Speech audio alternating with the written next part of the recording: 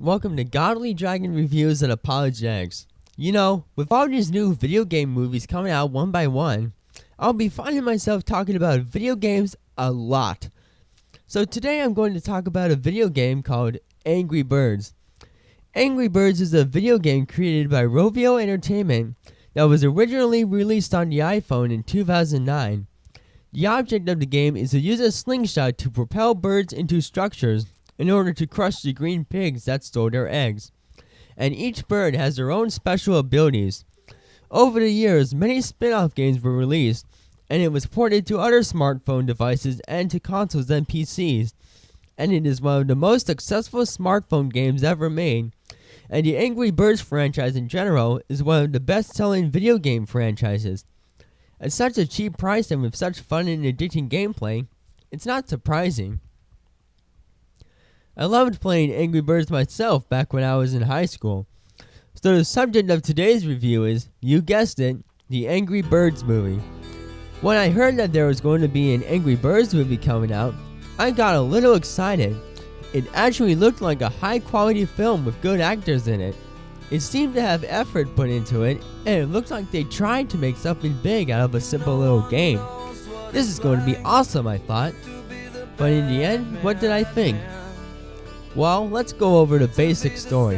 The story takes place on an island full of happy birds. The story's main character is a bird named Red. Red is an angry bird that has a bad attitude and likes to be very antisocial. He is sent to an anger management class where he meets more angry birds, such as Chuck and Bob. When a ship of green pigs land on the island, Red gets suspicious of them, but no one believes him until they realize that the pigs are here to steal all of their eggs. So it's up to all the birds to destroy the piggy castle and rescue all of their eggs. First of all, let's look at all the negatives. The humor is very typical and juvenile. The humor is mostly just potty humor and visual gags, which is typical of just about every kids' movies these days.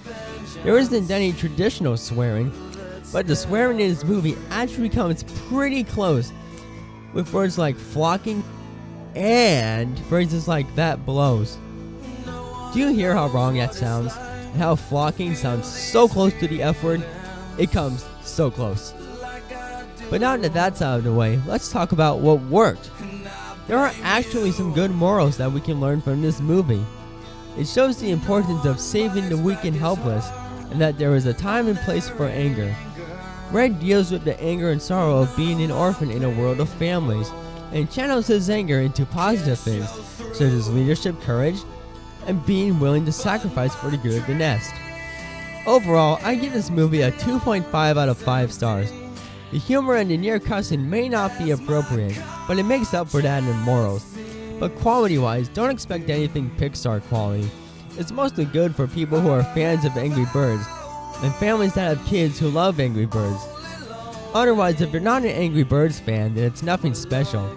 It has some harmless elements and a bit of charm, but I found it to be an average film at best on its own.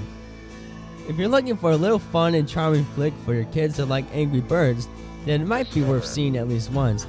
If you ask me, I'd stick to the video games, since I think the video games are much better. God bless everyone.